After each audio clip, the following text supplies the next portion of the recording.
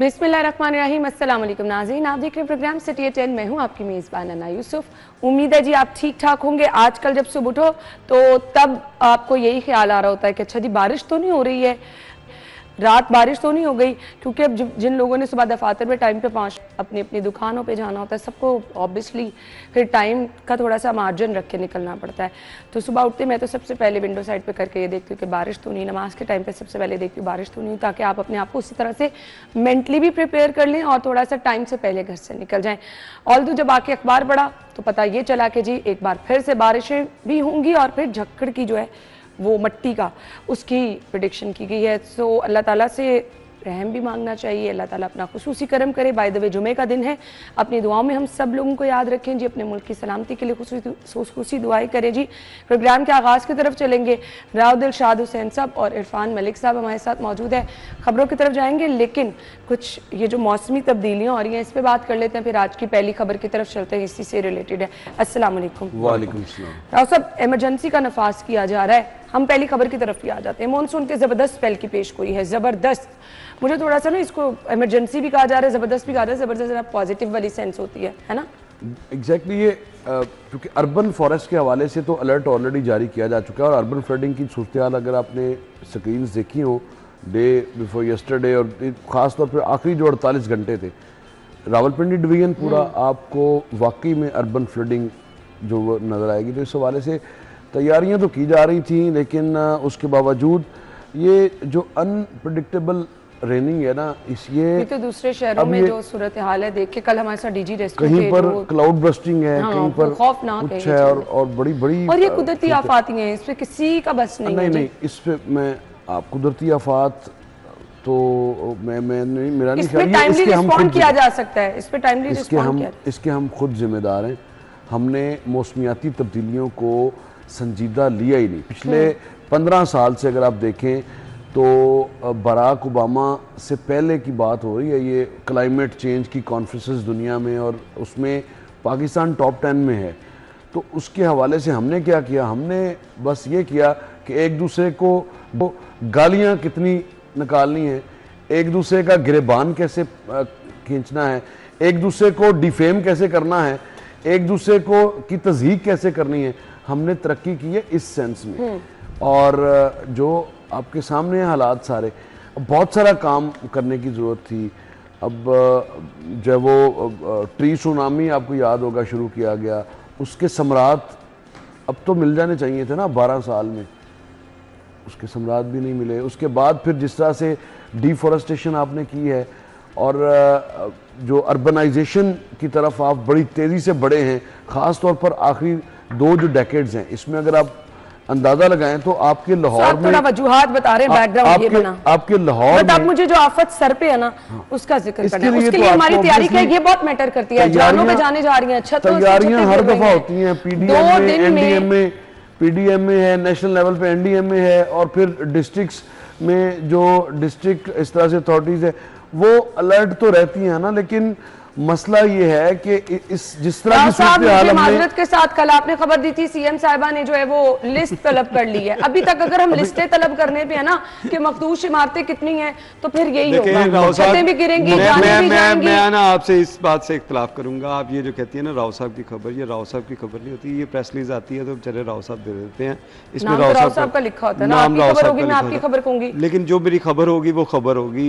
ये जो है ये अगर मैडम ने अगर जो लिस्टें तलब लिए हैं तो ये प्रेस रिलीज होती हैं, जो कि इनकी भी मजबूरी है, इन्होंने भी जो फीड करना है अखबार को भी और टीवी को भी।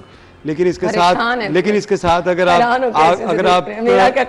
आप ग्राउंड रियलिटी देखें तो ग्राउंड रियलिटी के अंदर आपको नजर आएगा, ग्राउंड रियलिटी में आपको नजर आएगा कि कुछ भी नहीं हुआ। ये आप पे अटैक नहीं हो रहा, ये अटैक आप वोटर हैं, आप भुगते हैं, हम क्या करें? हम आपको बता रहे हैं फील्ड में जो आपके साथ और बात कर रहा हूं मैं तो हम उसके बारे में बात कर रहे हैं। ये तो मसला है, ये बात ही ना संजीदा बात में आप संजीदा बात ही ना कर रहे हैं। आप तो बराक ओबामा की मैंने तो बड़ा संजीदा पॉइंट उठाया, मैंने ये कहा ये कुदरती आफत है सर। ये देखें कल आप खबर थी कि सीएम साहिबा ने हाई अलर्ट जारी कर दिया, फेरिस्त मांग लिया, बट ये फेरिस्त मांगने का टाइम नहीं है सर, हम बचपन से देख रहे हैं, आने जा रही हैं। ये बात है कि अब तक देखिए कि पंजाब के अंदर सिर्फ लाहौर की अगर हम बात करें तो लाहौर में अब तक जो है 18 अफराद जो है वो इन 2 दिन के अंदर जो छतें गिर गई या किसी और वजूहात के ऊपर उन लोगों की बेचारों की जानें चली गई। कई लोग जख्मी हैं, जो मालियाती नुकसान हुआ उसका आप अंदाज़ा ही नहीं कर सकते। उसकी एक बड़ी वजह ये भी आपको बताएं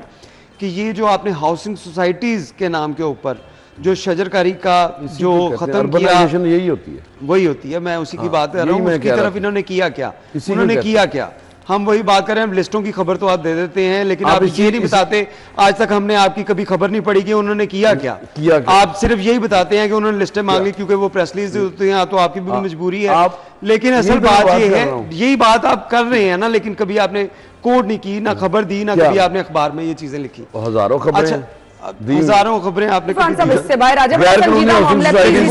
हजारों खबरें, वो चुप करेंगे तो फिर हजारों खबरें, अभी अभी चुप करेंगे तो वो चुप करेंगे तो सोसाइटीज की खबरें आप जो आपका ब्राउन और ग्रीन एरिया का सारा हजारों खबरें आपकी। सर ये हमारा सब्जेक्ट नहीं है, हमारा सब्जेक्ट ये अगर आपने यही बात करनी है तो फिर आपका एक शहर का बहुत बड़ा प्रोजेक्ट भी इसकी जद में आता है। सर आप मेहरबानी करें प्लीज, आप जो इशू है उस तक रहे, बोल के दिखाएं मुझे इस पे। बिल्कुल इरफान साहब प्लीज, राव साहब इस पे बोल के राव साहब प्लीज, राव साहब चुप करेंगे तो फिर नहीं, बोल के दिखाएं मुझे, पहले चुप करा लें। इतना बड़ा प्रोजेक्ट शहर में हो रहा है, सर मेरे पास ऑप्शन ये रह जाती है कि मैं ब्रेक की तरफ चली जाऊं। असल सूरत हाल ये है, जो मैं इशू, जो मैं पॉइंट आउट चीजें करना चाह रही हूँ, वो ना आप पे बात है ना आप पे बात है। सर सीएम साहिबा की तरफ इशारा है, उनसे गुजारिश है सर, मुझे उनसे गुजारिश है कि छतें गिर रही हैं, जाने जा रही हैं, कहीं माँ बाप जिंदगी बच्चों को छोड़ के चले गए। इतना आसान नहीं है वो, इसीलिए सर नहीं सर, हम गुजारिश कर रहे हैं, हम गुजारिश कर रहे हैं, ना उनकी चलेगी, काम करने ना उनकी चलेगी, ये हमने सीखा है ना, ये हमने सीखा है ना उनकी चलेगी ना हमारी चलेंगे। ये मैं बात कर रहा हूँ कि संजीदा करने वाले होंगे वो करेंगे नहीं, उसमें भी आप देखिए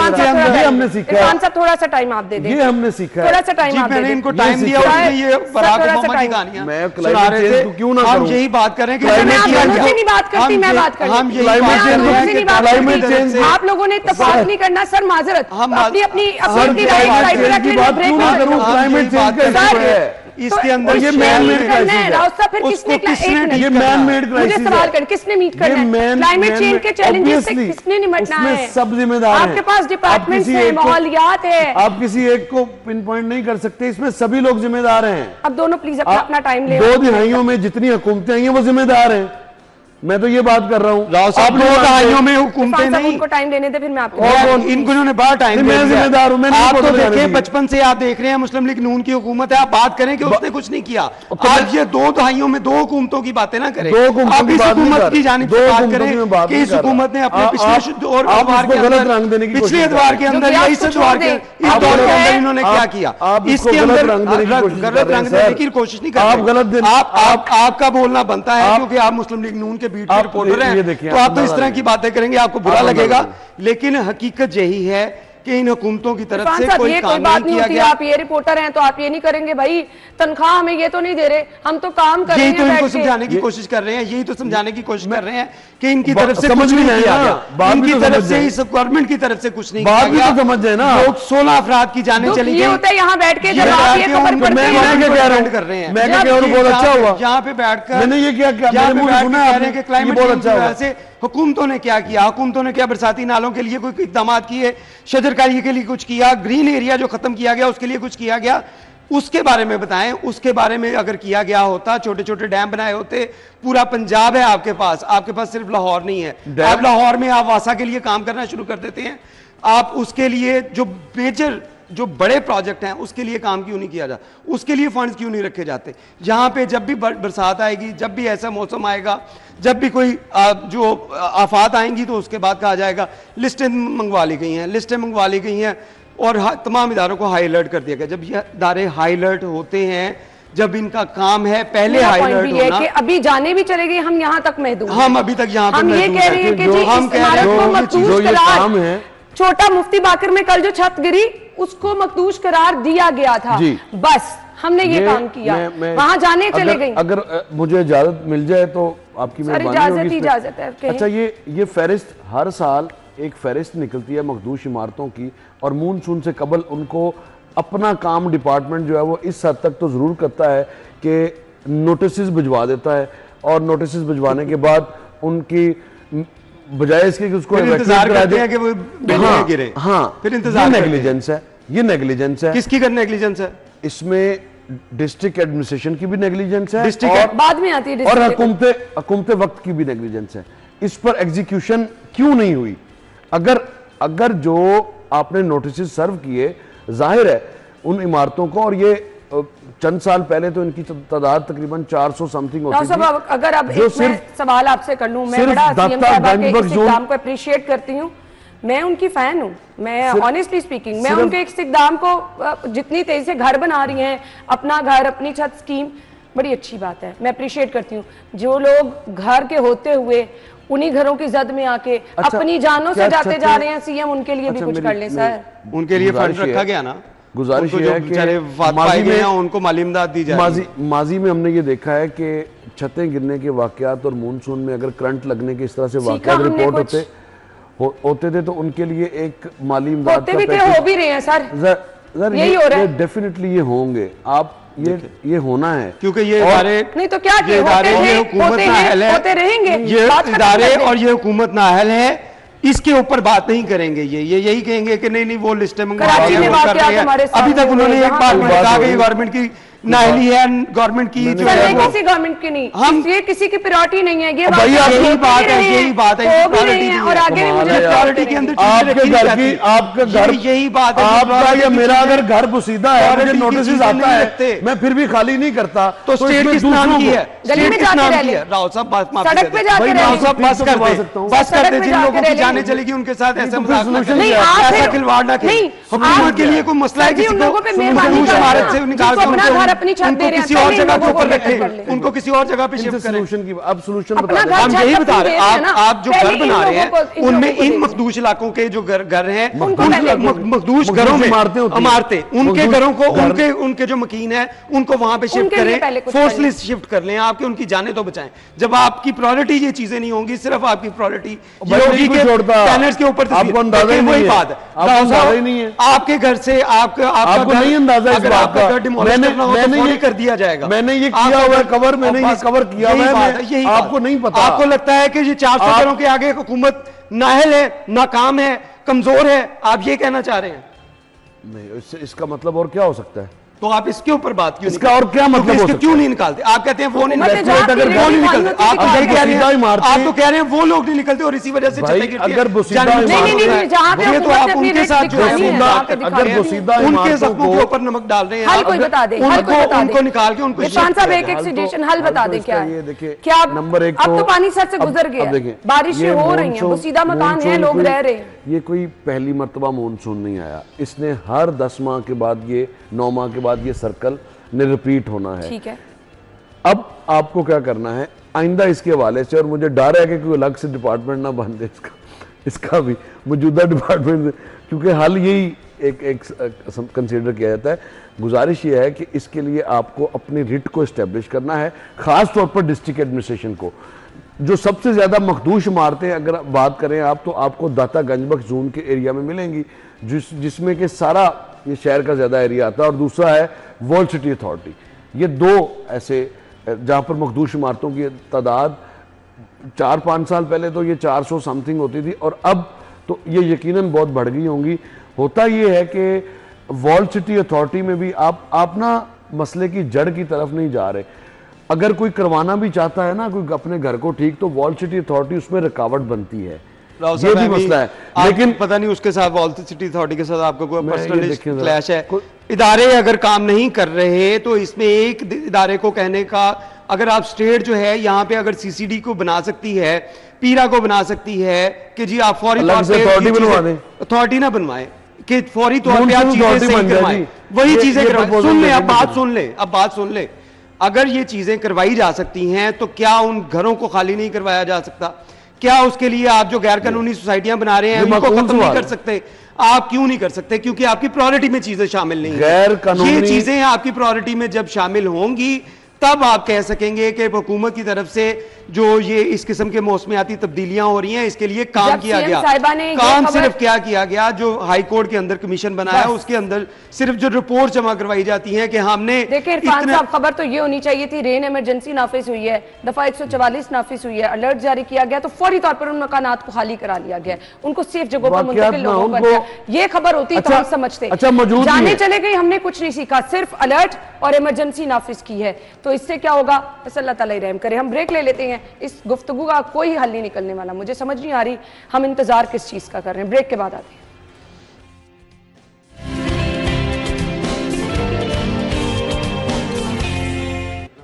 वेलकम बैक वंस अगेन। अब कैश कार्ड चलेगा, मेट्रो बस और ट्रेन पर टोकन टैक्स खत्म हो गया है जी। सूबे भर में मैस ट्रांजिट सिस्टम के लिए एक ही कार्ड मुतारिफ कराया जाएगा। अप्रिशिएट करते हैं जी इस चीज़ को, ये होना चाहिए। Credit card, debit, ATM card और मोबाइल अकाउंट ऐप के जरिए अदायगी हो सकेगी। बहुत अच्छी चीज़ है राव साहब। देखिए ये टोकन पहले चुप्पी लग गई है, 20 रुपए का या 30 रुपए का टोकन पहले हुआ करता था, अब इसको कार्ड सिस्टम में। लेकिन बेहतर ये है, इससे भी अच्छी ऑप्शन यही हो सकती है कि मास ट्रांजिट अथॉरिटी का जैसे पूरी दुनिया में चलता है, आपके यहाँ एक कार्ड जारी हो जो आपकी मास ट्रांजिट सिस्टम है, दोनों खासतौर पर मेट्रो बस और ऑरेंज लाइन पे वो चले, और उसके अलावा स्पीडो पे भी वही एक कार्ड हो। यही है वो, शायद आपकी खबर के मुताबिक, आपने क्योंकि खबर देखी भी नहीं होगी, वही अंदाजा प्रेस रिलीज टाइप है।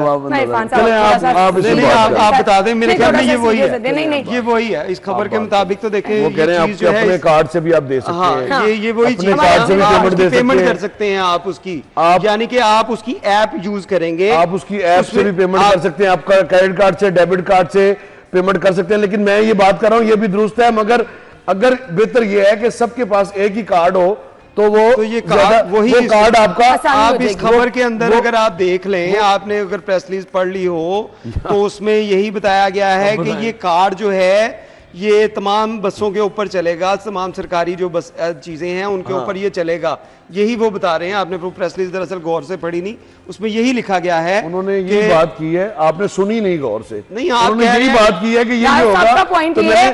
मैंने कहा कि आपने कहा कि ये अच्छा हो कि ये इस तरह अगर हो जाए, अच्छा हो, आपने कहा कि अच्छा हो तो ये अच्छा हो चुका है। मुझे लगता है आज के लिए ना तमाम खबरों पे तबसरा मैं अकेली कर लेती हूं। आज के दिन के लिए ये इजाजत मुझे दे दी जाए। आज ऐसा है, आज नहीं राव साहब बता दें आप प्लीज इस खबर के मुताबिक, बाकी बात में बंद आज खबर के बारे में बात करा दें, दूर करा दें, मुझे हालात अच्छे नहीं लग रहे। कार्ड्स जाहिर आ रहे, तो अब इस पे क्या बात करनी है, फिर वो कहेंगे आप इस पे अभी बात नहीं, आप बता दें। नहीं चलें, आपने प्रेस रिलीज फाइल की, आप दोनों चुप कर दें, मैं बता देती हूँ। अच्छा इकदाम है, इसको जल्दी कर दें तो लोगों के लिए ज्यादा आसानी हो जाएगी। इसमें एक सेंट्रलाइज सिस्टम होना चाहिए। बाकी ऑटो रिक्शा की बात है, ऑटो रिक्शा की ये बात है, ये बहुत अच्छी चीज है। अच्छा, हमारी खबर ये थी ऑटो रिक्शे सर्विस भी शुरू करें और वो भी चिंची खत्म करके ये इलेक्ट्रिक रिक्शे के ऊपर ले आए, तो आपके जो ये जो एनवायरनमेंट के इश्यूज हैं ये इसके ऊपर काफी हद तक काबू पाया जा सकता है, क्योंकि आपका धुआं छोड़ने वाली जो गाड़ियों के अंदर सहरे फहरिस्त जो है वो आपका ऑटो रिक्शा है, ऑटो रिक्शा और चिंची, क्योंकि इसके ऊपर लोड ज़्यादा होता है, उसकी वजह से इंजन के ऊपर जो बर्डन पड़ता है तो उसकी वजह से जो पोल्यूशन जो है वो पैदा होती है। तो इसको कम करने के लिए ये एक बहुत बड़ी अचीवमेंट ये है कि ऑटो रिक्शा जो है वो इलेक्ट्रिक ऑटो रिक्शा लाने का फैसला किया गया है, जिसके लिए मैडम ने सिफारिशात जो है तलब कर ली गई हैं। अगर सिफारिशात के अंदर ये जो पुराने ऑटो रिक्शा है, 2 स्ट्रोक रिक्शा जिसको कहा जाता है, या चिंची रिक्शा, इनको ये 4 स्ट्रोक है या 2 स्ट्रोक है, इनको अगर बंद कर दिया जाए और इनके मुतबादिल ये ना हो कि इनको बंद कर दिया जाए, उनका रोजगार खत्म कर दे। इन लोगों से ये रिक्शे लेकर, जिस तरह आपने रेडियां उनसे लेकर पुरानी रेडियां उनको नई रेडियां दे दी, लेकिन वो भी अब खैर उसकी अगर भी बात करेंगे तो आपको नजर आएगा कि वो प्रोजेक्ट खत्म हो चुका है और उसमें आपको सिर्फ जो सड़कों के ऊपर अब वही तजावजात और वही उसी तरह रेडियों को बाजार नजर आते हैं। लेकिन इस खबर के मुताबिक अगर तजावजात तो कहते हैं 45 ट्रक सामान पकड़ा है, पता नहीं क्या पकड़ा है इन्होंने, लेकिन अगर कहा जा रहा है कि सिफारिशात मांगी गई हैं तो ये एक सिफारिश भी ऐड कर ली जाए कि पुराने रिक्शे लेकर उनको नए रिक्शे फराहम कर दिए जाएं, जिससे अच्छा ये जो माहौलियाती आलूदगी इसके ऊपर भी इलेक्ट्रिक रिक्शे आ जाएंगे, कल ई टैक्सी के हवाले से शुरू कर रहे हैं, वो भी इलेक्ट्रिक गाड़ियां होंगी, तो ओवरऑल आपके माहौल पे मुस्बत असर पर बड़ी तेजी से पेशरफ्त हो रही है।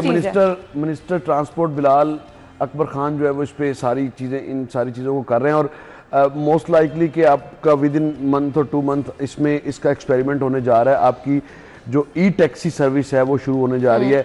जो ई रिक्शों की बात कर रहे हैं, इलेक्ट्रिक रिक्शों की बात कर रहे हैं, इसके लिए ऑब्वियसली ये बहुत बड़ी तादाद में जो ऑटो रिक्शे रजिस्टर्ड है लाहौर शहर में, इसके लिए कुछ जोन्स बना के एक्सपेरिमेंट एक कर लिया जाए। एटलीस्ट जो बड़ी शाहराएँ हैं, चूँकि 1600 किलोमीटर का रेडियस है शहर का, और इस 1600 किलोमीटर में अगर आप रिक्शों की तादाद देखें तो आपको आसानी जो 40-50 हज़ार रिक्शा जो है वो शहर में इस एक मुताद अंदाजे के मुताबिक, तो इस सारा जो कि LPG पे और कोई फ्यूल पे भी है, जो ग्रीन रिक्शे आप देख रहे हैं, तो 2 स्ट्रोक से ये यकीनन बेहतर है। लेकिन इससे बेहतर ऑब्वियसली और कोई चॉइस नहीं हो सकती अगर आप ऑटो को इलेक्ट्रिक रिक्शे पे जाते हैं। वो मेरा ख्याल है उसकी मैन्युफैक्चरिंग भी यहाँ पे शुरू हो चुकी हुई है, उसकी थोड़ी तरवीज देने की ज़रूरत है। साथ में अगर ई टैक्सी आती है तो ये आपके ना सिर्फ एनवायरनमेंट के लिए बेहतर है, बल्कि आपका जो पब्लिक ट्रांसपोर्ट का एक सिस्टम है वो सिमेट्री में भी नज़र आएगा। एक जैसी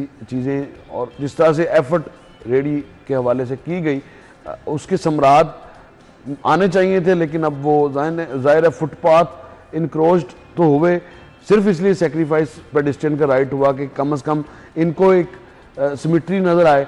लेकिन वो भी जहाँ पर हम देखते हैं कि वो भी वैसे उनको दोबारा से रिव्यू करने की जरूरत। अच्छा, जो कार्ड सिस्टम में दोबारा से आज स्टूडेंट्स वगैरह होंगे जो लोग आगे उनका अलग कार्ड रिचार्ज कराएंगे उसको, ऑब्वियसली वो रिचार्ज कराएंगे। मैं यही गुजारिश कर रहा था, ये वही प्रोजेक्ट है जो जब ये ऑरेंज लाइन ट्रेन या मेट्रो बस ट्रेन ये जब शुरू की गई थी तो उसके अंदर यही चीज़ थी कि आपको याद होगा कि वो ग्रीन कलर की जो बसेस थी वो भी इसी का हिस्सा थी कि वो एक कार्ड होगा जो आपका मेट्रो ट्रेन, आपका ऑरेंज ट्रेन और उसके साथ साथ ये इलेक्ट्रिक बसेस थी उसके अंदर इस्तेमाल किया जाना था। ये तब का प्रोजेक्ट था, लेकिन क्योंकि बाद में उसके बाद हुकूमत चेंज हो गई, उस प्रोजेक्ट को आगे लेके जाया नहीं गया और उसका जो है वो नुकसान हुआ। ये हुआ कि आपको सड़कों के ऊपर बसों और ये जो वैन्स दोबारा से नजर आनी शुरू हो गई, आपको रिक्शे दोबारा से नजर आने शुरू हो गए, चिंची रिक्शों की तादाद बढ़नी शुरू होगी। ये इसी की वजह से थी क्योंकि आपने ट्रांसपोर्ट सिस्टम अगले शहरियों को मुहैया ही नहीं किया, जिसके बाद मुतबादिल के तौर के ऊपर उनको रिक्शों के ऊपर शिफ्ट होना पड़ा या चिंची के ऊपर या जो आम जो वैन जो चलती हैं मुख्तलिफ रूट्स के ऊपर उनके ऊपर जाना पड़ा। और इसी वजह से आपकी ये जो एनवायरनमेंट है इसके अंदर नुकसान हुआ और ट्रैफिक की सूरत हाल बर्बाद हुई। लेकिन अगर इन चीज़ों को अगर ये प्लान वही प्लान जो है उसको लेके जाया जा रहा है तो मैं समझता हूँ हर बंदे के पास ज़ाहिर है क्रेडिट कार्ड या ATM कार्ड नहीं होता। मैं ये बात करने लगा था जनाब, पता नहीं किस बात पे स्टार्ट हुई थी फिर उसी पॉइंट पे आ गए आप लोग। मैं उसी अच्छा, मैं अप्रिशिएट करूंगा अगर स्टूडेंट्स के लिए खुसूसी कार्ड हो, खुसूसी रियायती कार्ड एक जैसा हो जाएगा तो आराम से हर कोई 400-500 रुपए या 1000 रुपए देगा तो उसके बाद वो उसको यूटिलाइज करता फिरेगा। ये सबके लिए ये निगरान दौर में हुआ था। प्रोड्यूसर साहिबा कह रही हैं शायद स्टूडेंट्स को कोई रिलीफ ऑलरेडी दिया गया, ये निगरान दौर में हुआ था। जी बिल्कुल दिया गया था। बट अगर स्टूडेंट्स के लिए स्पेशली कोई रिलीफ कार्ड हो, माजूर अफराद के लिए, मुअम्मर अफराद के लिए, सब्सिडी तो दे ही रहे हैं, तो ये 3-4 कैटेगरी को अगर आप मीट कर लेंगे तो मेरे ख्याल से लोगों को ज्यादा शहरियों को वैसे फ्री है, ऐसे ही है ना। तो ये चीजें अगर आप कर लेंगे तो ज्यादा फैसिलिटी मिल जाएगी। हम ब्रेक के बाद वापस आएंगे।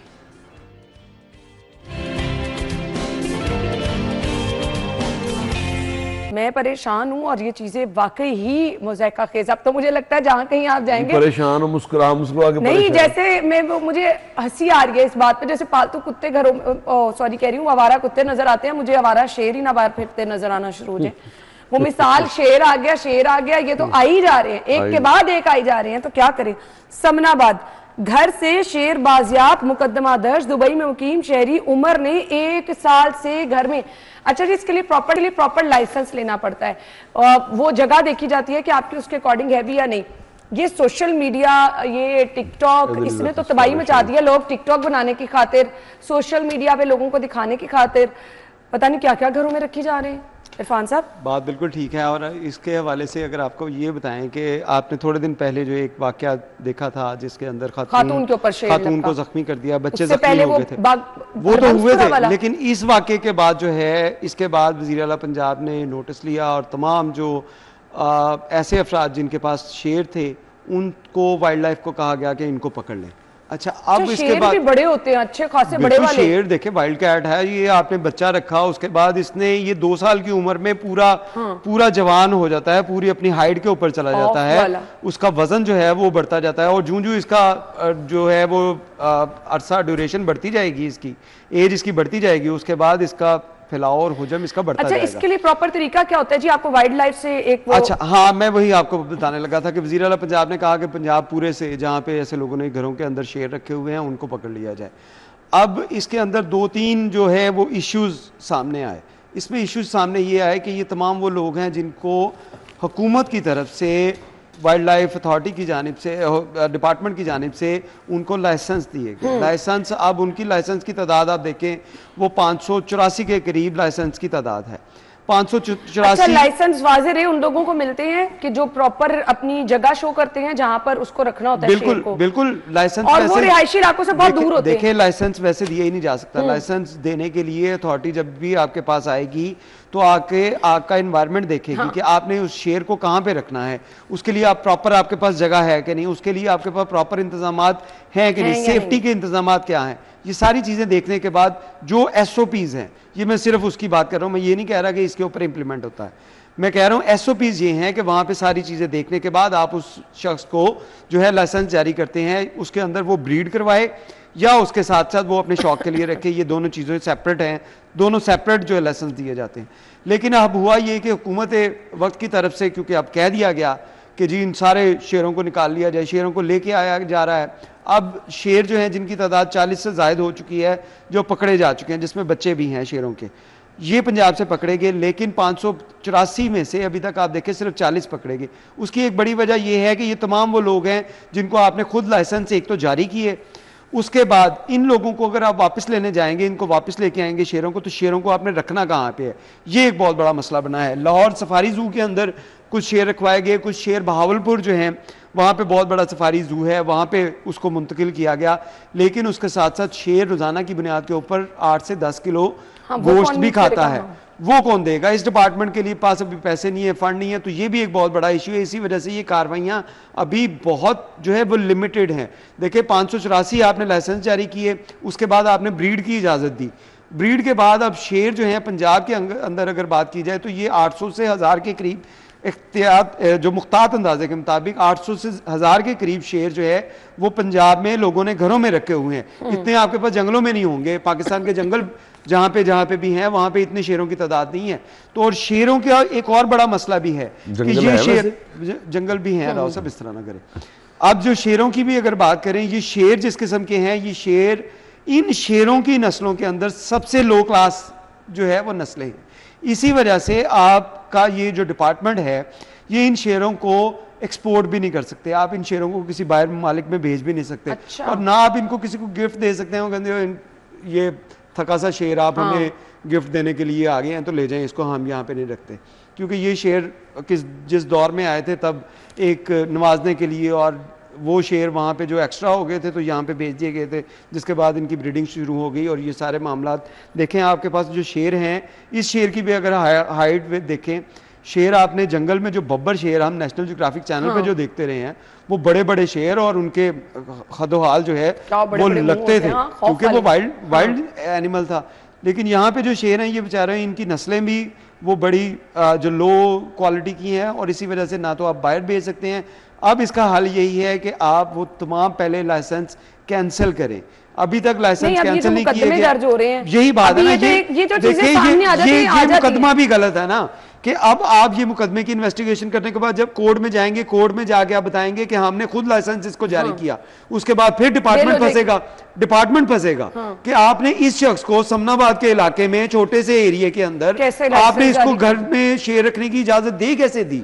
आपने हरबंसपुरा के इलाके में, आपने जौहर टाउन के इलाके में शेर रखने की इजाजत दे कैसे दी? तो उस डिपार्टमेंट इन चीजों से बचने के लिए अदालती कार्रवाई, खर्चा और अपनी नेगलिजेंस छुपाने के लिए अभी कार्रवाइयां भी वैसे नहीं कर रहा। और आपको अगर ये शेरों के ऊपर कार्रवाई प्रॉपर तरीके से की जाए तो ये करनी है ना। अगर तो एक मेरा मुफीद मशवरा है, जरा टिकटॉक पे उसको सर्चिंग करना है, आपको खुद ही नजर आ चल जाएगा किस किस इलाके में कहां किस किस नाम के किस किस सोशल मीडिया अकाउंट के बंदे ने शेर रखे हैं।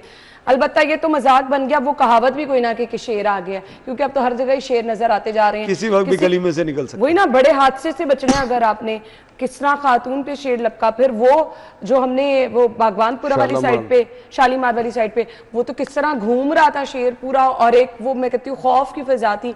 पर ये चीजें अब आम होती जा रही हैं, इस पर जो है वो खुसूसी तौर पर नोटिस लेने की जरूरत है। हम ब्रेक के बाद आते हैं।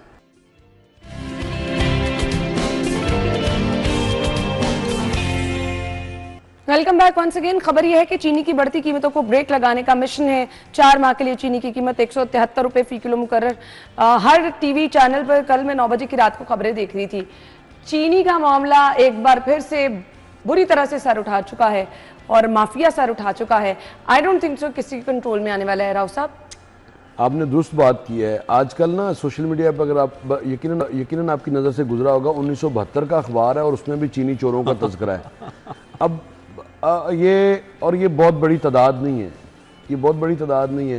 ये पहले ये खेल ही ऐसा है। नहीं, वो जो सट्टाबाज, वो जो व्हाट्सएप, सट्टाबाज तो बहुत बाद में आते हैं। मैं कह रही हूँ पता तो सबका ही है। सट्टाबाज तो बहुत बाद में आते हैं। ये इंटरेस्टिंग बात ये है कि अगर आप 173 की, हम मान भी लेते हैं कि 173 रुपए की चीनी, हम मान लेते हैं बात कि ये रेट ठीक है, ये रेट ठीक है, लेकिन इसके मुकाबले में मेरे उस किसान को क्या शुगर मिलों वाले टाइम पे अदायगी करते हैं? बुनियाद है वो तो रोते फिर रहे होते हैं, वो एहतजाज कर रहे होते हैं, उनकी ट्रालियां वहां पे बाहर खड़ी होती हैं।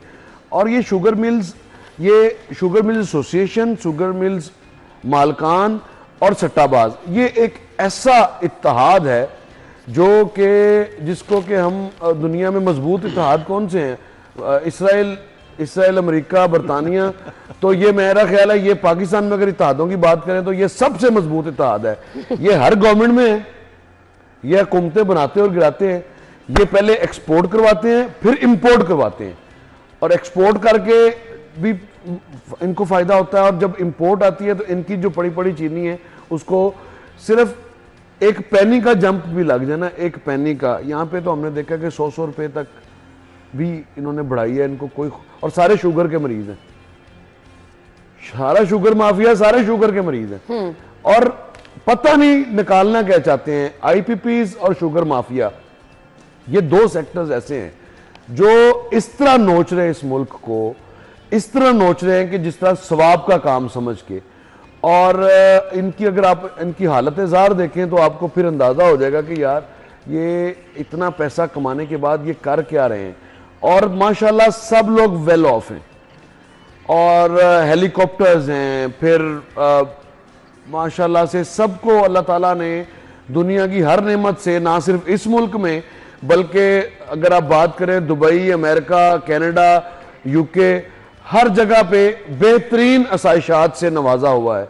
उसके बावजूद यहाँ पर गरीब आदमी का, यहाँ के गरीब आदमी पर इनकी इतनी गहरी नजर है। ये ब्रेक कैसे लगानी है, मिशन क्या है इनका, कैसे लगेगा? देखिए ये एक फार्मूला बना है 4 माह का, जो कि हर माह 1-2 रुपए फ्लक्चुएशन रखी है जैसे फ्यूल की प्राइस होता है। तो अब इसमें मैं क्या इस पे कमेंट करूं, ये तो इतना जुल्म पहले ही कर रहे होते हैं, तो इनको तो वैसे ही शर्म नहीं आती कि, और यकीनन इनके सामने हुकूमतें घुटने टेकती हैं। हर हुकूमत ने घुटने टेके हैं, हर हुकूमत ने घुटने टेके हैं, और ये बस अल्लाह ताला इनको हिदायत दे दे और इनको आम आदमी का खून निचोड़ने का जो इन्होंने सिलसिला शुरू किया हुआ है। क्या सेक्रेटरी प्राइस कंट्रोल 5 दिहाइयों से कीमतों पर अमल दरामद करा सकेंगे?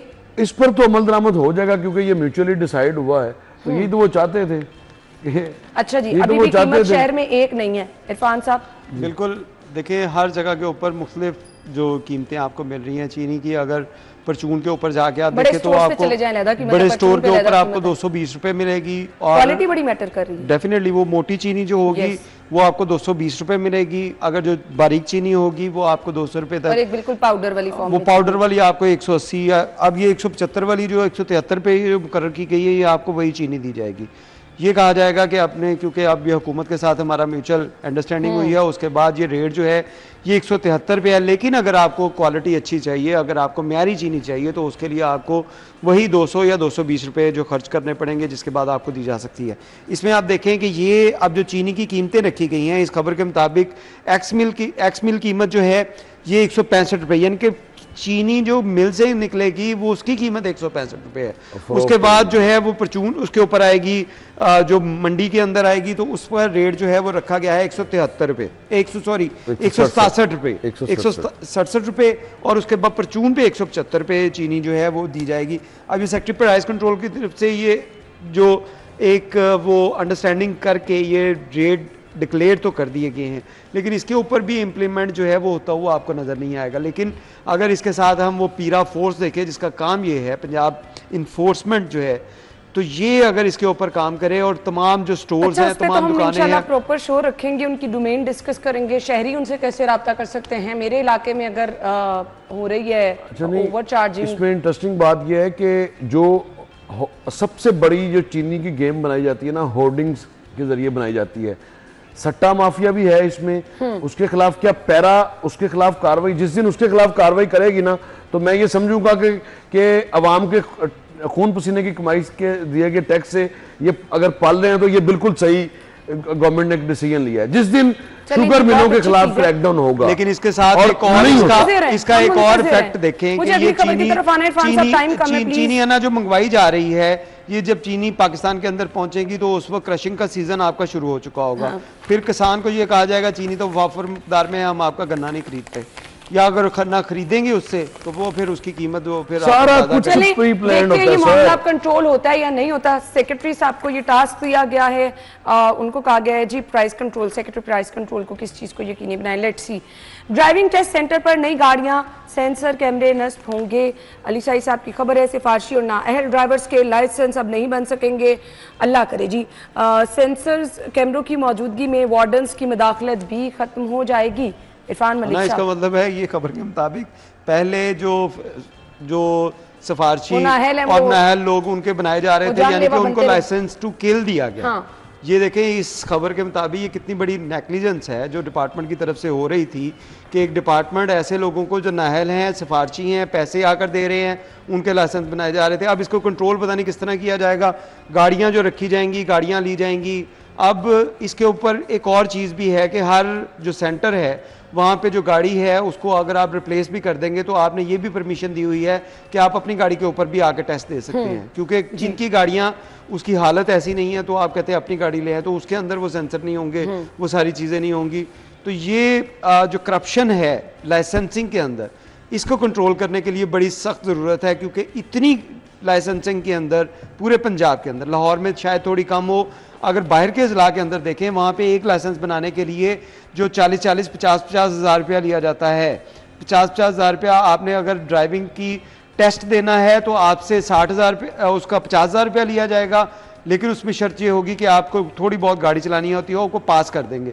अगर आपको गाड़ी नहीं चलानी आती है, आप ड्राइविंग टेस्ट नहीं देना चाहते, उसके लिए अलग से रेट है, उसके लिए आप 60 से 70 हज़ार रुपया देंगे, 20,000 रुपया एक्स्ट्रा देंगे, फिर आपका लाइसेंस जो है वो आपको आराम से इजीली। ये भी होता है, ये भी हो रहा है, ये हो रहा है, होता नहीं, ये हो रहा है आपके पास है, ये हो रहा है, ये हो रहा है। और इसकी वजह से जो आप ये हादसा देखते हैं, और उसके साथ एक और आपको चीज़ बताएं कि इनको ड्राइविंग सेंटर्स के अंदर आसानियां पैदा करनी चाहिए, लोगों को इसके तरफ राग़ब करना चाहिए कि आप लाइसेंस बनवाएं। देखिए निगरान वज़ीर आला के दौर के अंदर लोगों को लाइसेंस बनवाना शुरू किया गया, तो अब तब जो गाड़ियां जो 10% सी जो जिनके पास लाइसेंस थे, लेकिन अब उनकी तादाद 14% हो चुकी है, यानी कि 4% लोगों मजीद उसमें बढ़े, उन लोगों ने लाइसेंस बनवाए। ये गाड़ियां 100% लाइसेंस पे होनी चाहिए। जिस बंदे के पास लाइसेंस नहीं है वो अहल ही नहीं होना चाहिए, उसको तो सख्त से सख्त पेनल्टी रखनी चाहिए, उसको स्टीयरिंग पे नहीं बैठना चाहिए। ये लेकिन धड़ल्ले से हमारी जो ट्रैफिक पुलिस का डिपार्टमेंट है ये भी धड़ल्ले से कहता है जी हमारे पास जी 14% गाड़ियों के लाइसेंस है, बाकियों के नहीं है। भैया आप लोग क्या कर रहे हैं सड़क के ऊपर? आप लोग सिर्फ इसीलिए हैं कि आपके तो मैं ट्रैफिक के तो मसाइल ही हल हो सकते हैं, सिर्फ इस पर एग्जीक्यूट कर दें, सिर्फ ये मसला यही हम बात करते हैं। चलें जी, हम दुआगो हैं कि ये जल्दी सिस्टम जो है वो अपग्रेड हो, ताकि बहुत सारे रोड एक्सीडेंट जिस वजह से हो रहे हैं बहुत सारे हम देखते हैं जी ड्राइवर्स जो इस काबिल ही नहीं है कि वो रोड पे गाड़ी लेकर निकले, लेकिन दूसरों की जानों का जो है वो खतरा बन रहे होते हैं। अलबत्ता ये ड्राइविंग लाइसेंस जो है इसकी बहुत अहमियत है। ये ज़रा जाकर दूसरे ममालिक में देखें, ये जो इरफान साहब बड़ी खतरनाक सूरत हाल हमारे यहाँ बता रहे हैं, यही वजह है कि फिर हमारे रोड्स पर हालात ये हैं कि जिसका जहाँ दिल चलता है गाड़ी, लाइन लेन का नहीं पता। यहाँ पे चिंची वाले हैं, कितने ड्राइवर्स ऐसे हैं जिनको पता ही नहीं लाइसेंस होती क्या चीज़ है। सो अगर ये चीज़ हो जाएगी तो बड़ा अच्छा मामला है, लेकिन इस पर फिर इम्प्लीमेंट भी होना चाहिए। बहुत बहुत शुक्रिया जी, आप लोगों के वक्त का। ब्रेक होगी, हेडलाइंस होगी, फिर हम शो में आएंगे, हमारे साथ रहिए।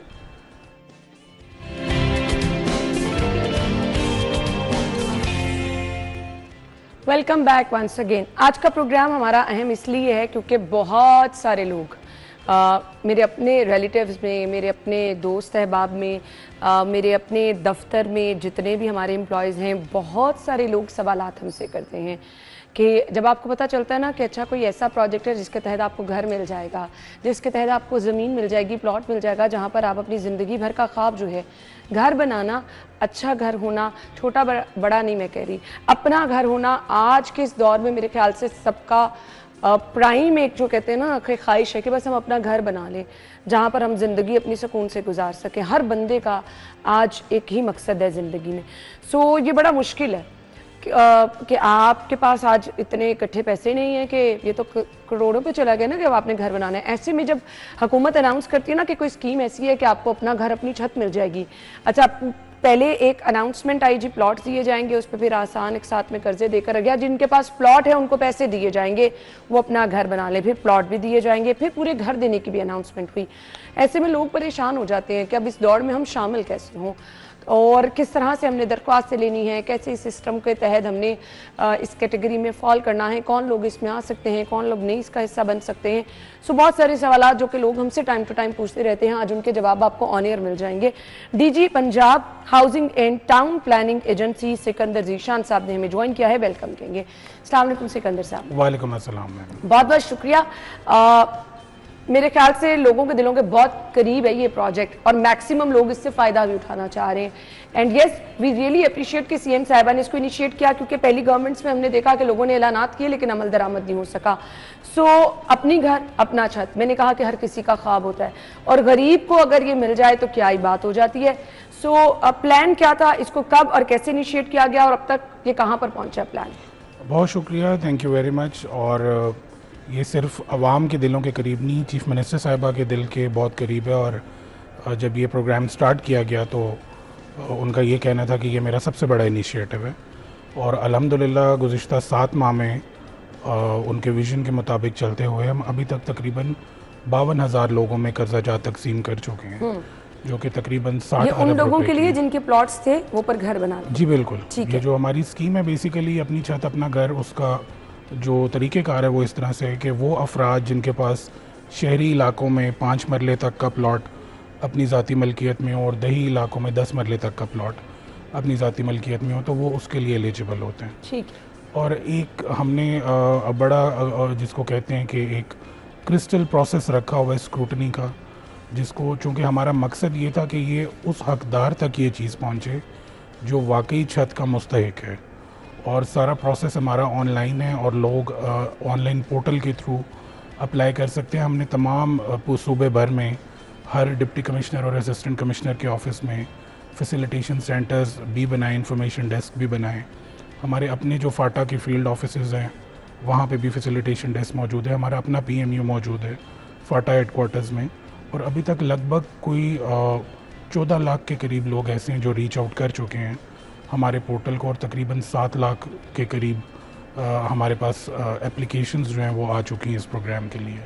तो अल्हम्दुलिल्लाह ये बड़ी कामयाबी से जारी है और जो गिवन टारगेट्स हैं हमारे, इंशाल्लाह आने वाले महीनों में, सालों में हमने इसको अचीव करते हुए 5 लाख कर्ज़ों तक जाना है इंशाल्लाह। ठीक हो गया। सो इसके साथ साथ घर भी हमने देखा सीएम साहिबा ने बना लिए, क्या वो मालिकान के हवाले कर दिए गए? जी, इस तरह इसी प्रोग्राम के तहत जब इनको कर्जा जात दिए जाते हैं तो अल्हम्दुलिल्लाह उसमें से 7,000 घर जो हैं वो मुकम्मल हो चुके हैं, लोग शिफ्ट हो चुके हैं। और उसमें जो 5 ऐसे हमारे बेनिफिशरीज़ थे इनिशियली जो सीएम साहिबा के अप्रूवल से, उनको हमने घर का सामान भी दिया और अल्हम्दुलिल्लाह ये सिलसिला मुसलसल जारी है। और इसके अलावा जो एक स्कीम है हमारी अपनी ज़मीन अपना घर, जिसको हमने मई में लॉन्च किया था। ये उन अफराद के लिए जिसमें जिनके पास अपना प्लॉट भी अवेलेबल नहीं है, अपनी ज़मीन भी अवेलेबल नहीं है, तो उस सेगमेंट ऑफ सोसाइटी को मद्देनज़र रखते हुए इस स्कीम को लॉन्च किया गया। और अब वो स्कीम भी जो है हमारी अभी अगले मरहले में दाखिल हो चुकी है।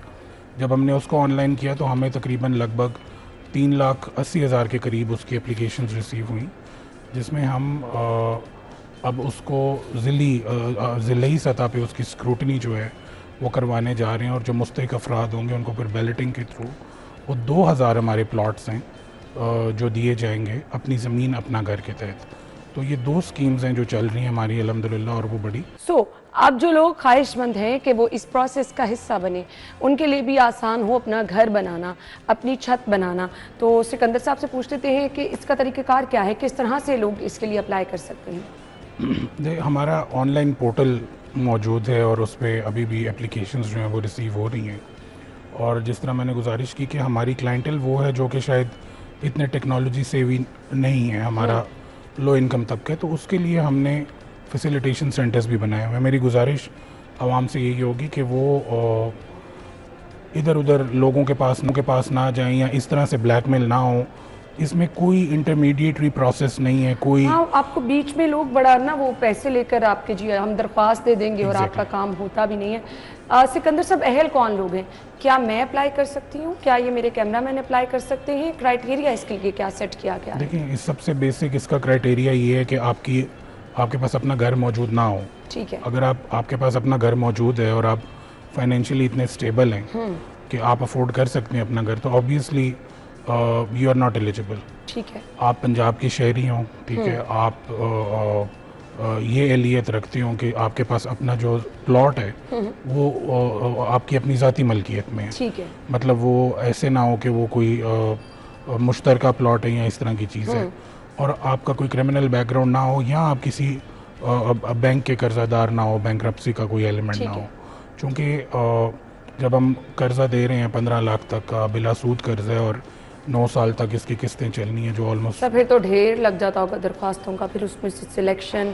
सो वो फिर लोग जो जिनको नहीं मिल पाता ना, वो फिर ये भी शिकायत करते हैं कि भाई ये तो पसंद नापसंद की बुनियाद पर या सिफारिश पे हो। देखें, जब ये प्रोग्राम स्टार्ट हुआ इनिशियली तो हमें इस चीज़ का बड़ा बैकलैश था कि जी सिर्फ बातें हैं, और हम इस बात का इंतज़ार कर रहे थे कि हम ऑन ग्राउंड कुछ डिलीवर कर लें, तब हम लोगों को बता सकें कि ये सिर्फ बातें नहीं हैं, एक्चुअली ऑन ग्राउंड ये हो रहा है। और उसको असरटेन करने के लिए इसका मैं प्रोसेस थोड़ा सा ब्रीफ करता चलूँ कि जब किसी भी शख्स का, किसी भी बेनिफिशियरी का कर्ज़ा मंजूर होता है तो उससे पहले भी वेरिफिकेशंस की जाती हैं, और जब कर्ज़ा मंजूर हो जाता है तो जाके जिस प्लॉट पे उसने कंस्ट्रक्शन करनी होती है उसकी पिन लोकेशन ली जाती है, उसकी पिक्चर ली जाती है कि जी आज इस तारीख पे काम शुरू हो गया। अच्छा। और फिर मल्टीपल विजिट्स के दौरान ये अपडेट ली जाती है कि जी अब कंस्ट्रक्शन इस लेवल पे पहुंच गई है। जब वो लेंटर डाल लेते हैं तब उनको दूसरी केस दी जाती है। तो अभी जो हम तकरीबन 52,000 लोगों को कर्जा जात दे चुके हैं और तकरीबन 47,000 के करीब घर अंडर कंस्ट्रक्शन, पूरे पंजाब में।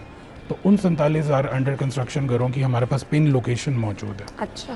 तो कोई भी अगर ये चाहे ये वेरीफाई कर सकता है, क्योंकि हमारे लिए सबसे बड़ा चैलेंज ये था कि हुकूमत ने पहली दफ़ा, पब्लिक सेक्टर ने पहली दफ़ा हाउसिंग में इस तरह इन्वेस्ट किया। No doubt. और making it a success was a big challenge, और उसको कंसिस्टेंट रखना, उसके प्रोसीजर्स को और उसको ट्रांसपेरेंट रखना, this was one of the biggest challenge विच अल्हम्दुलिल्लाह वी हैव अचीव्ड।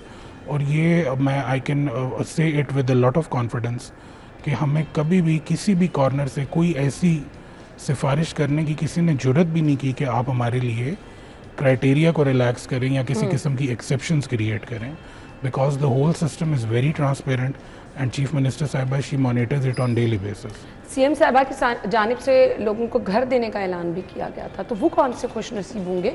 वो यही जिस तरह मैंने अर्ज़ की, हमारी अपनी ज़मीन अपना घर जो है, ये इट वाज बेसिकली प्लॉट्स, जो हम प्लॉट्स देंगे, और इसी को हमने क्लब कर दिया है अपनी छत अपना घर से। जो लोग वो 2000 प्लॉट्स निकलेंगे जिन लोगों के थ्रू बैलेटिंग, उनको ये सहूलत भी मुयसर होगी। फ्री होंगे, इस पे कोई कॉस्ट आपको बिल्कुल फ्री ऑफ कॉस्ट है। ठीक है। और ये हमारा फर्स्ट फेज है। अब देखिए ना, अब इस दौड़ के लिए तो बहुत सारे लोग, अब इसके लिए एलिजिबल कौन है, कौन लोग इसके लिए दरख्वास्तें दे सकते हैं? इसका जो पहला फेज है, जिस तरह मैंने गुजारिश की, उसमें ऑलरेडी जो दरख्वास्तों का अमल है वो मुकम्मल हो चुका है।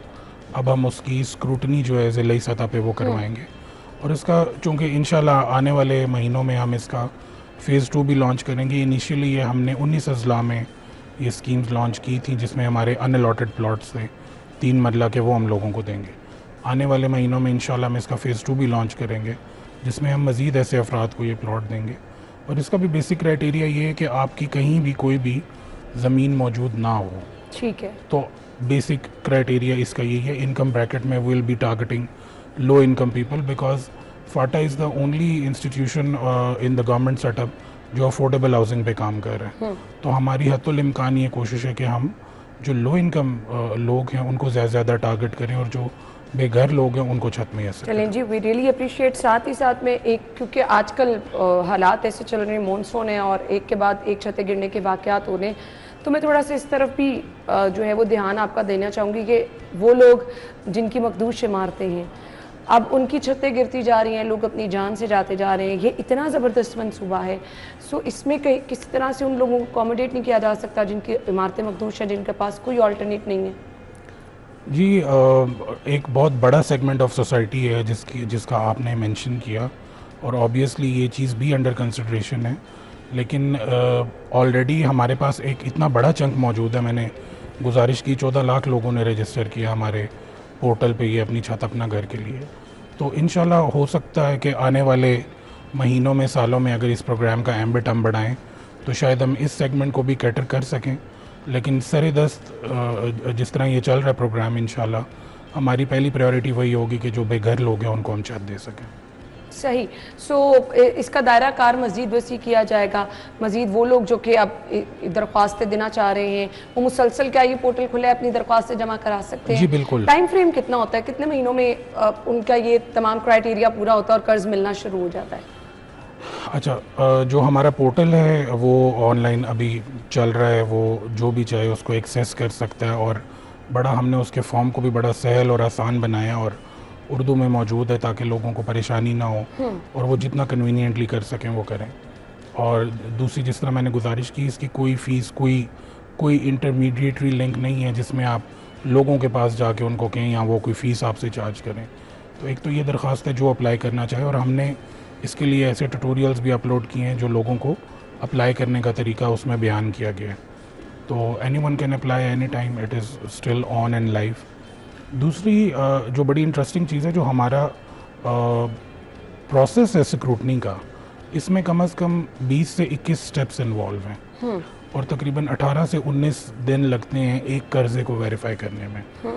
और ये सारे चेक्स इसीलिए रखे गए हैं, जो मैं बार बार गुजारिश कर रहा हूँ, कि हम ये चीज़ें सर्टेन कर सकें कि जिस बंदे को हम कर्जा दे रहे हैं वो मुस्तहिक है। और वो जब स्टार्ट होता है, फॉर इंस्टेंस मेरी एप्लीकेशन आ गई है, वो जब हमारे मुतलका माइक्रो फाइनेंस इंस्टीट्यूट के दफ्तर पहुंचती है तो वो उनके सेंटर्स को एलोकेट हो जाती है, वो उस बेनिफिशरी से रब्ता करते हैं, उससे उसके डॉक्यूमेंट्स लेते हैं, फिर वो फील्ड विजिट्स करते हैं, फिर वो सर्टेन करते हैं कि ये वाकई इसकी ज़मीन है। फिर रेवेन्यू वालों से कोऑर्डिनेशन होती है जिससे लैंड रिकॉर्ड वेरीफाई किया जाता है। उसके बाद वो सारा प्रोसेस होता है कर्ज़ा देने का, जिसमें उससे अंडरटेकिंग ली जाती है, उसकी फाइनेंशियल हेल्थ देखी जाती है कि ये कर्ज़ा ले रहा है तो कर्ज़ा वापस भी कर पाएगा कि नहीं। अभी तक अल्हम्दुलिल्लाह हमारी रिकवरी जो रेट है वो 99.9% है, जिसमें हम ऑलमोस्ट 90 मिलियन जो है वो रिकवर कर चुके हैं। 24,000 से ज़ायद लोग जो ड्यू हो चुके थे किस्त पे करने के, वो अल्हम्दुलिल्लाह सब पे कर रहे हैं। चलिए जी, ये तो बड़ी अच्छी चीज़ है जी, फिर लोगों की जानिब से यानी ताउन किया जा रहा है। बहुत बहुत शुक्रिया और गुड लक कहना चाहेंगे, और मैं दुआ करूँ कि ये सिलसिला मज़ीद आगे बढ़े, क्योंकि अगर इस तरह से लोगों को फैसिलिटेट किया जा रहा है, ज़िंदगी भर का एक ख्वाब होता है आपका अपना घर बन जाए, और अगर CM साहिबा ने ये इनिशिएट लिया है, लोगों को उनके घर मिलना शुरू हुए हैं, तो सिलसिला जो है ये आगे बढ़ना चाहिए ताकि मैक्सिमम लोग इससे इस्तेफादा कर सकें। बहुत बहुत शुक्रिया आपके वक्त के लिए। Thank you very much. हम ब्रेक के बाद आपको ज्वाइन करेंगे, स्टे विद अस।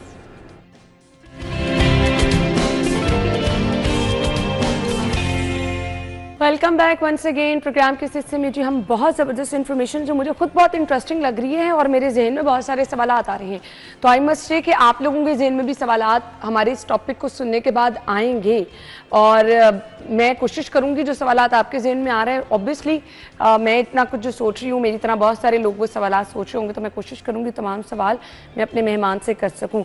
हम बात करने वाले हैं रोबोटिक सर्जरी की। रोबोट्स हैं जो कि सर्जरी कर रहे हैं। सुनने में थोड़ा हैरत अंगेज लगता है क्योंकि दुनिया तो बहुत आगे चले गई है। अगर हम देखें हमारे सामने बैनुल अक़वामी सतह पर ये सर्जरी हो भी रही है, बहुत कामयाब सर्जरी हो रही है, बट पाकिस्तान की जब बात आती है थोड़ा सा परेशान हो जाते हैं, थोड़ा सा लोगों का ट्रस्ट भी जो है वो शेक करना शुरू हो जाता है। नहीं जी, हम तो अपने डॉक्टर के इंतखाब में बहुत ज़्यादा सेंसिटिव होते हैं कि अच्छा जी मेरा डॉक्टर है, मुझे उस पर ट्रस्ट है, डॉक्टर वही होना चाहिए।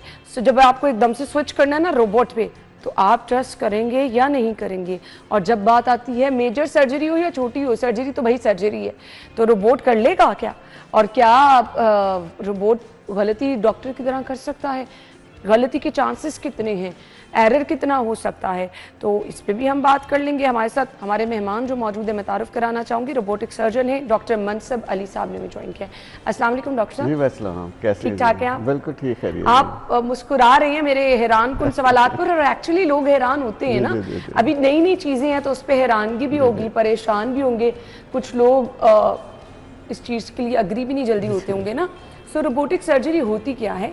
जी, बेसिकली रोबोटिक सर्जरी ये एक रोबोट है, मशीन है। बेसिकली रोबोट कोई बंदा नहीं है, ना कोई इंसान है, ये एक मशीन हमने तो मूवीज में वही देखा ना, इसीलिए बिल्कुल नहीं, एक इंसान की तरह कोई काम नहीं करता। एक मशीन है जिसके थ्रू जो सर्जन है वो ऑपरेट करता है। अब वो रोबोट बाहर के ममालिक में दिखाते हैं किचन में बर्तन वॉश कर, हमने कहा शायद वो वाला रोबोट आ गया। ऐसे नहीं है, ऐसे नहीं है। मैं उसकी एक एग्जांपल देता हूँ। मैं ऑपरेट करते हुए बाहर एक पेशेंट देखने निकला, तो पेशेंट जिसका मैं रोबोटिक सर्जरी कर रहा था, उसके अटेंडेंट मुझे बाहर उन्होंने मिले, कहते जी आपने हमारा मरीज रोबोट के हवाले कर दिया है। तो मैंने उन्हें कहा नहीं, मैं ही कर रहा हूँ, मैं दोबारा जाके मैं ही शुरू करूंगा, पेशेंट रुका हुआ है। ठीक है। तो रोबोटिक सर्जरी बेसिकली एक रोबोट है, मशीन है जिसके थ्रू हम ऑपरेट करते हैं। यानी ये चीज तो वो वाला जो मेरे ज़हन में भी आ रहा था कि वो फिल्मों वाला रोबोट आता है, ऐसे चल चल के आता है और वो सर्जरी करता है, वो वाला बिल्कुल काम नहीं है। अच्छा, ठीक हो गया। यानी आपका अमल दखल उसमें है, टोटली बेसिकली आप खुद कर रहे होते हैं, टोटली सर्जन करता है, टोटली सर्जन डिपेंडेंट है, उसमें ह्यूमन एरर सब कुछ मौजूद है। ठीक है। लेकिन ये इसमें एडवांटेज ये है कि कुछ बहुत ज़्यादा इसमें आर्टिफिशियल इंटेलिजेंस है। अगर सर्जरी करते हुए सर्जन थोड़ा बहुत कोई गलती करने के चांसेस हैं वो कम हो गए हैं। अच्छा। ये आपको अलार्म करता है कि ये जो आप चीज़ डिवाइड करने लगे हैं या सेपरेट करने लगे हैं, उस पर आप चेक करें, इसका चेक देता है, बार बार रेड अलार्म देता है, तो उसमें फिर सर्जन अलर्ट होता है और उसको कंफर्म करके फिर चीज़ को डिवाइड करता है। ठीक है। तो इसके लिए तो प्रॉपर फिर डॉक्टर साहिबान को भी इसको समझना होगा, ये ऑब्वियसली एक नई चीज़ है। तो अच्छा जी, कौन कौन सी सर्जरीज रोबोटिक सर्जरी के थ्रू होती हैं? क्या मेजर सर्जरीज भी इसमें आती हैं? इसमें बेसिकली ये जो रोबोट है मेजर सर्जरीज के लिए अच्छा है, ये मेजर सर्जरीज के लिए। जो मेजर सर्जरीज हैं इसको इसने इजी कर दिया है। जो बेसिक सर्जरीज हैं जैसे अपेंडिक्स है, हर्निया है और गॉल ब्लैडर के ऑपरेशंस हैं, ये तो हम कर ही सकते हैं बहुत इजीली, पहले भी इजीली कर सकते थे, इसमें और इजी हो गए। लेकिन इसमें जो मेजर सर्जरीज हैं, लाइक मैं जैसे कहूँ ओबेसिटी की सर्जरी है, मोटापे की सर्जरी है, वो बड़ी ईजी हो गई है। पेशेंट का ईजिली आप जो है वो मोटापे की, जैसे उसका मैदा छोटा करना हो या बाईपास करना हो, वो बहुत ईजी हो गया है। वो वाली सर्जरी जो कैंसर सर्जरीज थी, उसके लिए पूरा कट लगाते थे हम पेशेंट के ऊपर, पूरा अब्डामन पेट खोल देते थे, उसमें हमें अब पेट खोलने की ज़रूरत नहीं है।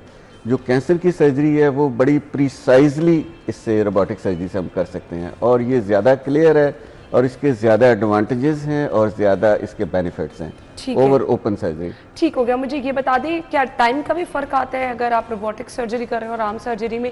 इसमें दोनों में टाइम डिफरेंस होता है? क्योंकि अगर आप स्पेसिफिकली ओबेसिटी वाली सर्जरी की तो वो बड़ा टाइम टेकिंग होती है ना। बिल्कुल। इसमें शुरू में जो हमारी लर्निंग कर्व थी, जब हम शुरू में स्टार्ट किया, जो रूटीन के ऑपरेशन थे जो 1 आवर वाला था वो हम 2 आवर्स में कर रहे थे। लेकिन अब जो है जो रूटीन में हम 1 आवर में करते हैं, इसमें 40 मिनट में कर लेते हैं, और इसमें ज़्यादा इजीली कंफर्टेबल सर्जन बैठ के सर्जरी करता है। अच्छा। जो रूटीन की सर्जरी है वो पेशेंट के ऊपर खड़े होके सर्जन थक जाते थे। लंबी सर्जरी में 3-4 घंटे की सर्जरी में सर्जन थक जाता था और ज़्यादा गलती के चांसेस ज़्यादा थे। इसमें बैठ के सर्जरी करनी होती है और जो देखना होता है वो 3D कैमरे के थ्रू होता है, तो ज़्यादा सर्जन कंफर्टेबल रहता है और ज़्यादा लंबी सर्जरीज भी कर लेते हैं। ठीक हो गया। मुझे ये बता दीजिएगा कि ख़ास तौर पर अगर पेशेंट जब भी कोई सर्जरी होती है तो आप अपने कंसर्न डॉक्टर से शेयर करते हैं, सो ये सेफ़ है टोटली? इसके कोई साइड इफ़ेक्ट तो नहीं है? क्योंकि ऑब्वियसली आपके जहन में बहुत सारी बातें आती है ना कि एक नई चीज़ आई है तो इसका कोई साइड इफेक्ट ना हो। जी जी बिल्कुल, ये बहुत ज़्यादा सेफ है और सर्जन ने मरीज को देखना है, सर्जन ने ही डायग्नोज करना है, सर्जन ने इन्वेस्टिगेट करके ऑपरेट के लिए मरीज को रोबोट के साथ लेके जाना है। ये नॉर्मल सर्जरी से बहुत ज़्यादा सेफ है। नॉर्मल सर्जरी में इन्फेक्शन होने के, जो पेन होने के और ज़्यादा देर हॉस्पिटल में रहने के ज़्यादा चांस है as compare to robotic surgery में जल्दी ठीक हो जाते हैं, जल्दी जॉब पे चले जाते हैं, लेस पेन होती है। अच्छा। तो ये एडवांटेजेस हैं इसके। और इसमें पर्सियन जो कॉम्प्लिकेशंस थी वो बहुत कम हो गई हैं as compare to routine surgery. अच्छा जी, सबसे ज़्यादा मुस्तनद और महफूज आप रोबोटिक सर्जरी में कौन कौन सी सर्जरीज जो है इस कैटेगरी में आती हैं जो आप समझते हैं रोबोटिक सर्जरी में बहुत ज़्यादा इसके अच्छे रिजल्ट्स आए? जो सबसे ज़्यादा अच्छे रिजल्ट्स आते हैं वो पेल्विक सर्जरी है, जिसमें कैंसर है, रेक्टम का, बड़ी आंत का कैंसर है, या जैसे यूट्रस के कैंसर है, जैसे फीमेल्स में हिस्टेक्टमीज हम करते हैं, यूट्रस के कैंसर आप ओपन की बजाय रोबोटिक सर्जरी से कर सकते हैं और ज़्यादा इजीली कर सकते हैं। और जो किडनी के ऑपरेशन है, जैसे किडनी का कैंसर हो गया या किडनी डैमेज होगी, उसको निकालना है, नेफ्रेक्टमीज, इसके थ्रू बहुत इजीली कर सकते हैं। और जो बड़ी और छोटी आंत के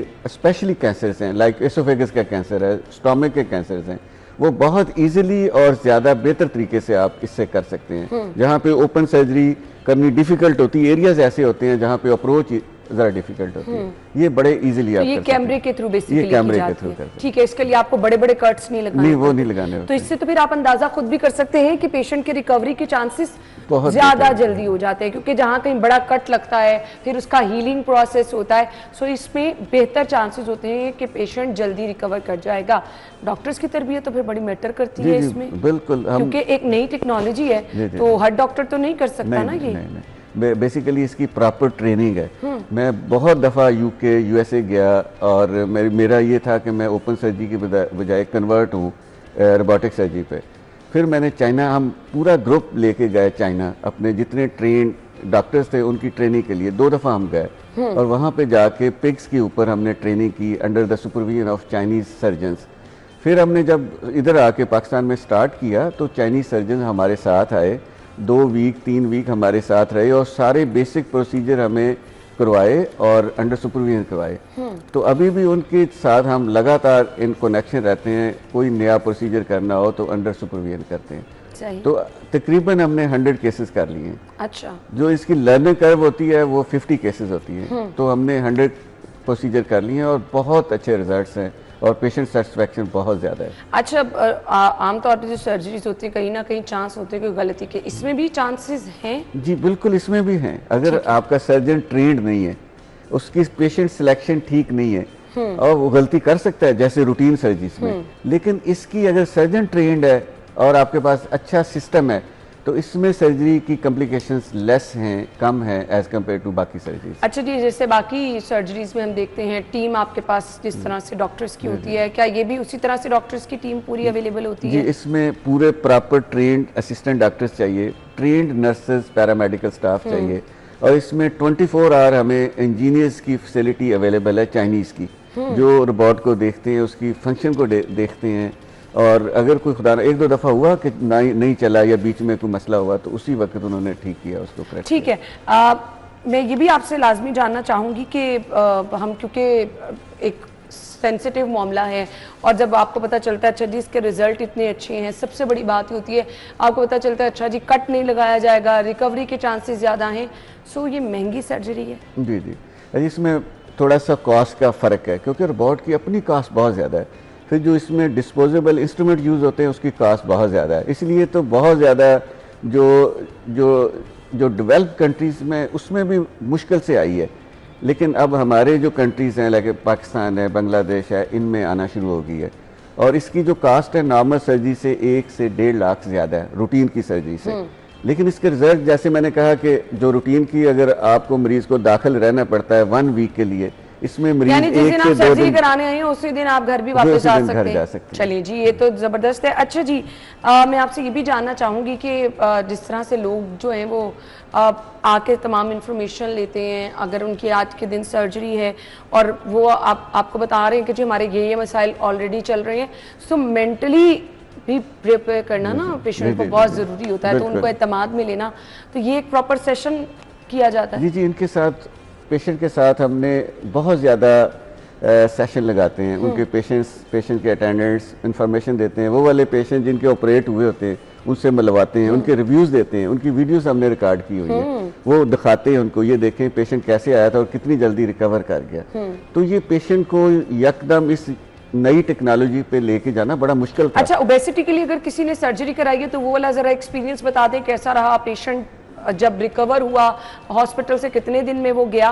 तो अगर यानी कोई कराना चाह रहा है तो हम लोगों को बताएं कि अगर मोटापे का शिकार लोग हैं तो इतने दिनों में वो रिकवर कर सकते हैं? अगर जो ओबेसिटी है, मोटापा है, उससे ब्लड प्रेशर, शुगर, जोड़ों के मसले, दिल के मसले सारे होते हैं, तो हम उनको सर्जरी रिकमेंड करते हैं। पहले हम लेप्रोस्कोपी सर्जरी करते थे, लेकिन अब रोबोटिक पे आ गए। रोबोटिक का फायदा ये हुआ कि उस एक ही दिन में पेशेंट को ऑपरेट करके, एक तो चीज वाज़े, कट कोई नहीं लगता, कट बिल्कुल माइनर, जो जिससे माइनर एक स्टिच लगेगा, इतने छोटे, जो पूरा पेट खोलना था वो खत्म हो गया और बिल्कुल माइनर स्टिच लगा के, और पेशेंट को एक दिन रखते हैं। ठीक है। जो पहले रखते थे 5 डेज 6 डेज आप और मैक्सिमम एक सर्जरी से कितना वेट कम होता है?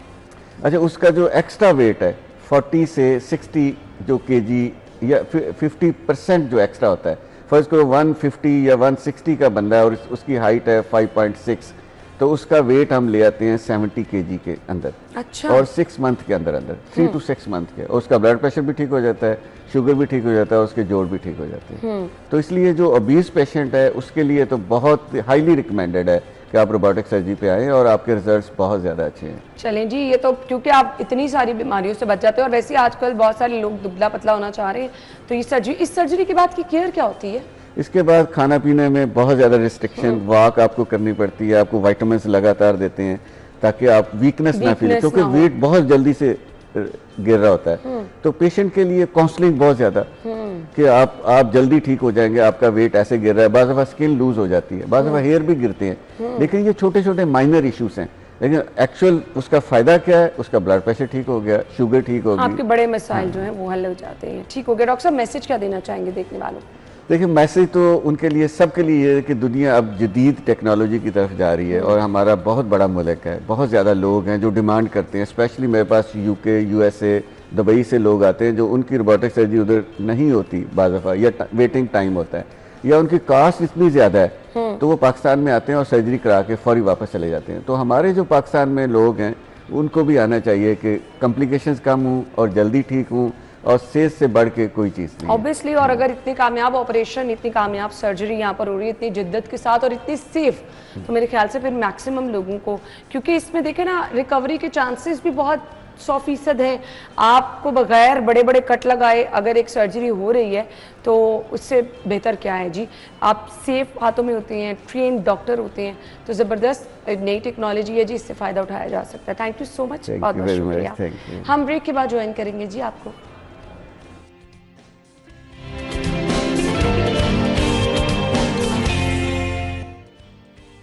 जी, वेलकम बैक वंस अगेन। इस टाइम मॉनसून में सभी लोगों का एक ही ध्यान होता है, एक ही कंसर्न, हम लोग मोबाइल पे बैठ के सर्च कर रहे होते हैं, अच्छा आज बारिश के कितने % चांसेस हैं, शाम में हो सकती है, सुबह में हो सकती है। सो ये चीज़ें जो है ना आपको, क्योंकि अलर्ट रहना पड़ता है, अगर आप घर में हैं तो ये चीज़ें देखनी है, बड़ी चीज़ें आपको प्लान करनी होती हैं जी, आज कपड़े धो सकते हैं, नहीं धो सकते। तो मॉनसून में कभी भी बारिश हो जाती है, आपका कहीं जाने का प्लान है तो आपको ये देख के जाना है जी बारिश की अपडेट्स हैं या नहीं है। तो हमसे बहुत सारे लोग पूछते रहते हैं जी आज बारिश होगी या नहीं, तो हम वेदर के बारे में आपको बता देते हैं टुडेज वेदर में।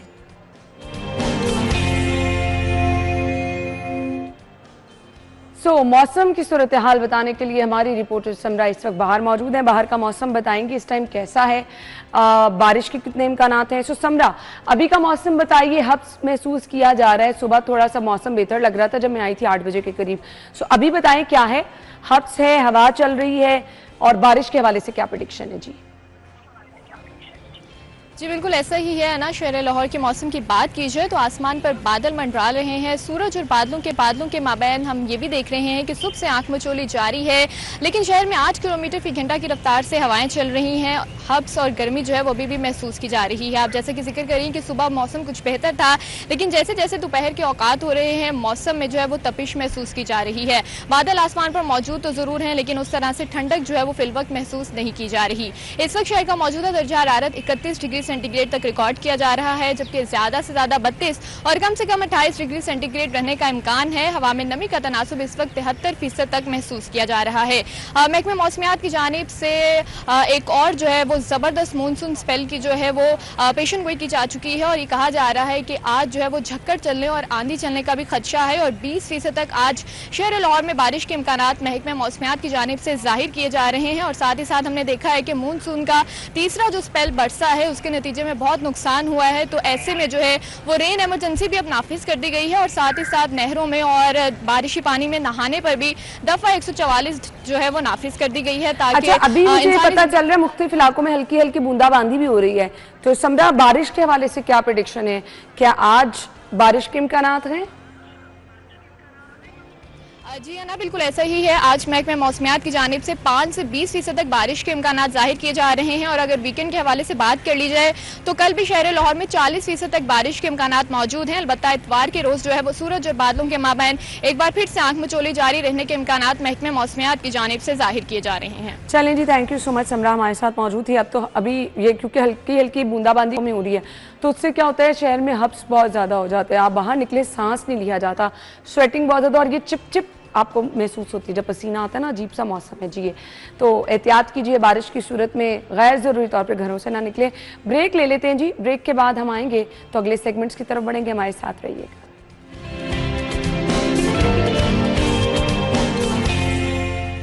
Welcome back once again. तो आपका फेवरेट सेगमेंट 18 तारीख को जिनकी सालगिरह है उनको विश करने जा रहे हैं जी। सालगिरह है जी मीरब सलमान की, अब्दुल फहद की, इसके बाद जी उमर जारूफ खोखर हैं, हमज़ा हैं, मुश्तबा असद हैं जी, इस्माइल गिलानी, उमर आदिल, अच्छा जी उमर आदिल लाहौरी, मियाँ अख्तर अंजुम और उसके बाद हुज़ैफ़ा सुहेल की सालगिरह है, वसीम की सालगिरह है, वक़ार मजीद की सालगिरह है, अब्दुल रहमान की सालगिरह, इसके साथ साथ जी अली रिजवान हैदर, मोहम्मद खुरम, महवीन की सालगिरह है और अली अब्दुल अजीज़। सो अली अब्दुल अजीज़ का जी हमें स्पेशली नाम लेने का कहा गया था, हमने तो ऐसे सबके नाम लिए हैं। सब लोगों को सालगिरह की बहुत बहुत मुबारकबाद, wish you a very happy birthday.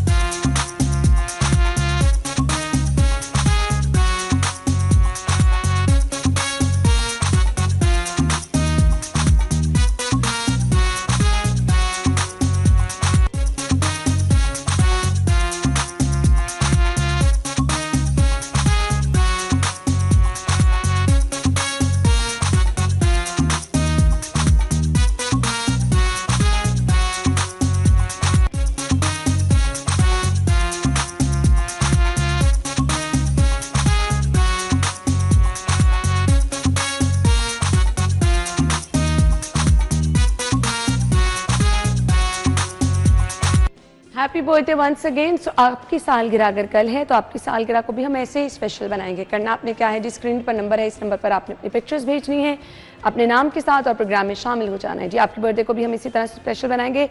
ये सेगमेंट ही हमने आप लोगों के लिए शुरू किया है कि आपको हम मजीद स्पेशल फील करा सकें। आगे बढ़ेंगे और सेगमेंट शामिल करेंगे, बताएंगे आपको आज के भाव।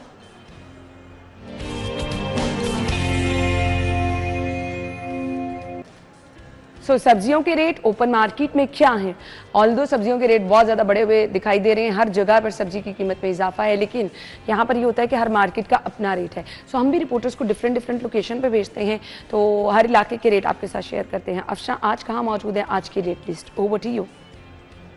बिल्कुल ओपन मार्केट में रेट लिस्ट के हवाले से रोज़ ही आपको आगाह करती हूँ, रोज़ बताती हूँ कि किस कीमत पे ओपन मार्केट में सब्जियाँ फ़रोख्त की जा रही हैं। रोज़ ही 10-20 रुपये इजाफे के साथ सब्ज़ मसाला जात भी और मौसमी सब्जियाँ भी फ़रोख्त की जा रही होती है। मेरे साथ आज एक शहरी मौजूद हैं, पहले इनसे बात करते हैं, जानते हैं। मुझे बताएं कितनी दफ़ा ऐसा हुआ है कि बाज़ार में आए हैं, ओपन रेट लिस्ट में कोई और कीमत होती है और ओपन मार्केट में बाज़ार में दुकानदार किसी और कीमत पर सब्ज़ी फ़रोख्त कर रहे हैं?